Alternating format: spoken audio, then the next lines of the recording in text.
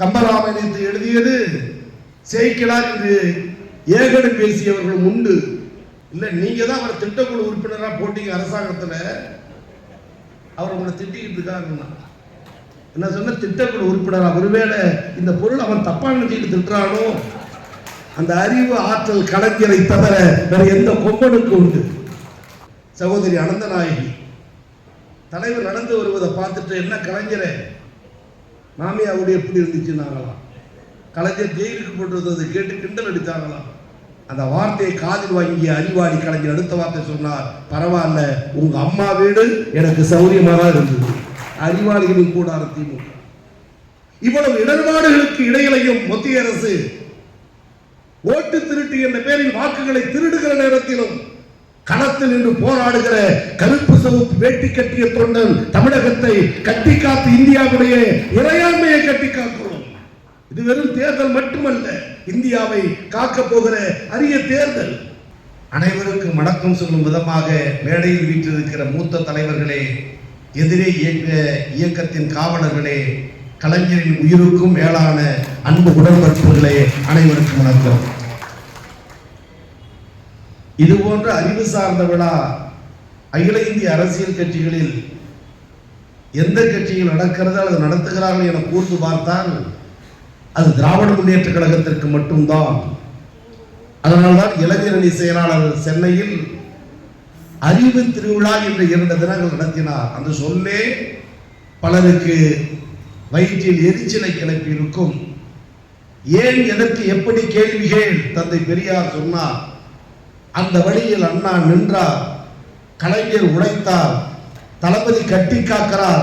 இன்னும் 50 ஆண்டு காலத்திற்கு இந்த இயக்கத்தை கட்டி காக்கிற வல்லமை இளந்தலைவர் ஆனால் உதயநிதி ஸ்டாலின் அவர்களுக்கு உண்டு என அறிந்ததற்கு பிறகுதான் எதிரிகள் எக்காலம் விடுகிறார்கள் இந்த இயக்கத்தை வீழ்த்த. ஒவ்வொரு தொண்டனுக்கும் இருக்கிற பெருமை, எங்கள் தலைவர் யார் தெரியுமா என்று நெஞ்சுறுத்தி சொல்லுகிற அந்த பெருமை திமுக கழகத்தை தவிர வேற எந்த கட்சிக்காரனுக்கும் கிடையாது. பெரியாரை தொடர்ந்து அண்ணா, அண்ணாவை தொடர்ந்து கலைஞர், கலைஞரை தொடர்ந்து கட்டி காக்கிற தளபதி, எதிர்காலத்தில் ஆனால் உதயநிதி அவர் தலைமையில் கோடிக்கணக்கான இளைஞர்கள் என்று சொன்னால், அறுவை சகோதரி குறிப்பிட்டதை போல 2026 அல்ல, 2076 இருவண்ண கொடிதான் தமிழகத்தை ஆளும் என்பதற்கு அடித்தளத்தை இன்னைக்கு தஞ்சை மாவட்டத்தில் நாம் அமைத்து தந்து கொண்டிருக்கிறோம். அறிவு சார்ந்த தலைவர்களை கொண்ட கட்சி திமுக. கம்பராமாயணத்தை எழுதியது சேக்கிழார் என்று ஏகடம் பேசியவர்களும் உண்டு. ஒரு சொற்றொடரை நான் நினைவுபடுத்தி சொல்ல வேண்டும் என அன்பு தலைவர் கலைஞருடைய அறிவாற்றல் மதிப்போம். இங்கே திட்டக்குழு துணைத் தலைவர் அருமை அண்ணன் திராவிட பேச்சாளர் பொருளாதார மேதை அண்ணன் டாக்டர் ஜெயரஞ்சன் வந்திருக்கிறார். அந்த திட்டக்குழு உறுப்பினராக ஒருவர் இருந்தார். பெயரை நினைவுபடுத்துவதற்கு தவறாக கருதிவிடக்கூடாது. தமிழறிவு மணியன் கலைஞர் தான் அவரை இந்த பொறுப்பிலே போட்டார். முதலமைச்சராக இருந்த கலைஞரை ஏக வசனத்தில் திட்டினார். பத்திரிகையாளர் சந்தித்தால் திட்டுவது, கூட்டத்தில் பேசினால் திட்டுவது, தோழர்களை சந்தித்தால் திட்டுவது. செய்தி போக போக கலைஞரிடத்தில் பேசிக் கொண்டிருந்த பொழுது தமிழறிவு மணியன் உங்களை மிக மிக மோசமாக திட்டிக் கொண்டிருக்கிறார் என்று சொன்னார்கள் நண்பர்கள். தலைவர் திருப்பி கேட்டார், என்ன சொல்ற அப்படின்னா, இல்ல, நீங்க தான் அவரை திட்டக்குழு உறுப்பினராக போட்டீங்க அரசாங்கத்தில், அவர் உங்களை திட்டிக்கிட்டு இருக்காருன்னா என்ன சொன்ன? திட்டக்குழு உறுப்பினராக ஒருவேளை இந்த பொருள் அவன் தப்பா நினைச்சிட்டு திட்டுறானோ? அந்த அறிவு ஆற்றல் கலைஞரை தவிர வேற எந்த கொம்பனுக்கு உண்டு? கலைஞர் போராட்டம் நடத்தி சட்டமன்றத்துக்கு போகிறார். காங்கிரஸ் கட்சி தலைவர்களாக உட்கார்ந்து இருக்காங்க. வெறும் 15 எம்எல்ஏக்கள் இருந்த நேரம், ஒற்றை நாடி உருவம், கருத்த மேனி, கால்கள் கொப்பளம், தாங்கி தாங்கி நடந்து உள்ளே போகிறார். காங்கிரஸ் கட்சியில் வல்லமை மிகுந்த சட்டமன்ற உறுப்பினர், பெண் உறுப்பினர் சகோதரி அனந்தநாயகி. தலைவர் நடந்து வருவதை பார்த்துட்டு, என்ன கலைஞரே மாமியாவுடைய எப்படி இருந்துச்சுன்னாங்களாம். கலைஞர் ஜெயிலுக்கு போட்டு கேட்டு கிண்டல் அடித்தாங்களாம். அந்த வார்த்தையை காதில் வாங்கிய அறிவாளி கலைஞர் அடுத்த வார்த்தை சொன்னார், பரவாயில்ல, உங்க அம்மா வீடு எனக்கு சௌரியமாக இருந்தது. அறிவாளிகளின் கூடார திமுக. இதை வெல்லுவதற்கு யார்? இதை வெற்றி காணுவதற்கு வேறு எந்த தலைவர்கள் இருக்கிறார்கள்? இப்படி படிப்படியாக அறிவு சார்ந்த தேடலை, அறிவு சார்ந்த கருத்துக்களை முன்னிறுத்திய காரணத்தால் தான் எத்தனை தோல்விகள் வந்தாலும் திராவிட முன்னேற்ற கழகத்தை எந்த கொம்பனாலும் தொட்டு பார்க்க முடியவில்லை என்ற உறுதியை, உத்தரவாதத்தை கழக தலைவர் அவர்கள் இன்றைக்கு செயல்படுத்திக் கொண்டிருக்கிறார். எனவே எழுத்தால் பேச்சால் வளர்ந்த இயக்கம், தொண்டர்களை கட்டி காத்த இயக்கம், இவ்வளவு இடர்பாடுகளுக்கு இடையிலையும் மத்திய அரசு ஓட்டு திருட்டு என்ற பெயரில் வாக்குகளை திருடுகிற நேரத்திலும் களத்தில் நின்று போராடுகிற கருப்பு சிவப்பு வேட்டி கட்டிய தொண்டன் தமிழகத்தை கட்டி காத்து இந்தியாவுடைய இறையாண்மையை கட்டி காக்கிறோம். இது வெறும் தேர்தல் மட்டுமல்ல, இந்தியாவை காக்க போகிற அரிய தேர்தல். அந்த அளவிற்கு நாம் உணர்வோடு உண்மையோடு இருக்க வேண்டும் என்பதை எடுத்துச் சொல்கிற நூல்தான் இங்கே வெளியிடப்பட்டிருக்கிற காலத்தின் நிறம் கருப்பு சிவப்பு. காலத்தின் நிறம் கருப்பு சிவப்பு என்பது பொருத்தம்தான். காலத்தின் கட்டாயம் கருப்பு சிவப்பு என்பது எதிர்காலத்தில் உண்மைப்பட வேண்டிய செய்தி. இறுதி செய்தியாக சொல்லி முடிக்கிறேன். ஆட்சி அதிகாரம் கோட்டை கொத்தளம் ஒரு மனிதனுக்கு உண்டு. ஒரு மாநகராட்சி மன்ற உறுப்பினராக இருந்து பதவி போய்விட்டால் அடுத்த விட மனம் வாடிவிடும். உள்ளாட்சி அமைப்புகளில் இருந்தவர்களுக்கு பலர் இன்னைக்கு பொறுப்பு இல்லை.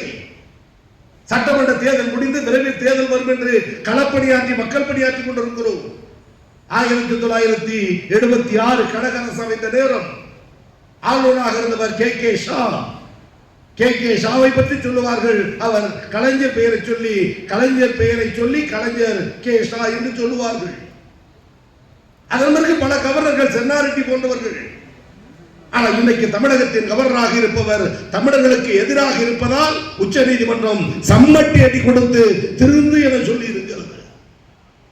1991ஆம் ஆண்டு நம்முடைய பஞ்சாபின் சிங்கம் சுர்ஜித் சிங் பர்னாலா தமிழகத்தினுடைய கவர்னர் டெல்லிக்கு அழைத்தார்கள். கவர்னரை திமுக ஆட்சி சட்ட ஒழுங்கு கெட்டுவிட்டது, ஆட்சி கிடைக்க வேண்டும், கையெழுத்து போட்டுதான் கேட்டது ஒன்றிய அரசு. தஞ்சை மாவட்டத்தில் பிறந்தவர் தான் இன்றைக்கு முதல் குடிமகனாக இருந்தார். பஞ்சாபின் சிங்கம் பர்னாலா சொன்னார், நான் பஞ்சாபில் பிறந்தவன், வெடிகுண்டுகள் அதிகம் வீசுகிற மாநிலம் பஞ்சாப், சட்ட ஒழுங்கு என்னவென்று தெரியும், தமிழகத்தில் ஜன்னல் கதவுகளை திறந்து வைத்து விட்டு பேர குழந்தைகளோடு நிம்மதியாக தூங்குகிறேன், சட்டம் ஒழுங்கு சரியாக இருக்கிறது, ஆட்சியை கலைக்க மாட்டேன், கையெழுத்து போட மாட்டேன் என்று தமிழகத்தின் கவர்னர் பஞ்சாப் பிறந்த சுர்ஜித் சிங் பர்னாலா திரும்பினார். விமான நிலையத்திலிருந்து இறங்குகிறார். சென்னையிலே பத்திரிகையாளர் கூடி என்று சொன்னார்கள், திமுக ஆட்சியை கலைப்பதற்கு நீங்கள் மறுத்த காரணத்தால் மகாராஷ்டிரம் அழைத்து உங்களுக்கு மாற்றி இருக்கிறார்கள்.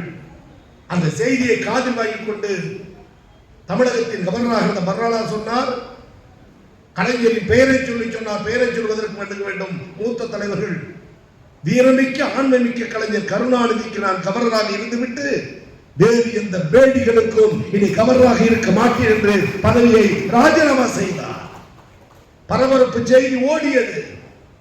அதன் பிறகு பத்திரிகையில் ஊடகத்தில் செய்தி, ஆளுநர் ஆட்சியை கலைக்க மறுத்தாலும் ஒன்றிய அரசு ஜனாதிபதியை கையில் எடுத்து 365 அதர்வைஸ் என்ற சட்டத்தில் ஆட்சியை கலைக்க ஜனாதிபதி முடிவெடுக்கிறார். ஒரே பரபரப்பு.